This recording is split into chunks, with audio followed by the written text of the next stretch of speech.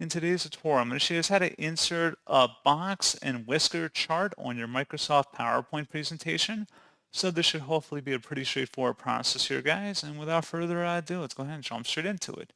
So all I have to do is select the Insert tab at the top, and then above Illustrations, select Chart, and then select Box and Whisker on the left panel, and then select OK. And then at this point, you can change the data in Microsoft Excel, and you can also change the theme of it up at the top, and that's all you have to do. So pretty straightforward process, guys, and as always, thank you for watching. I do hope that will help you out, and I do look forward to catching you all in the next tutorial. Goodbye.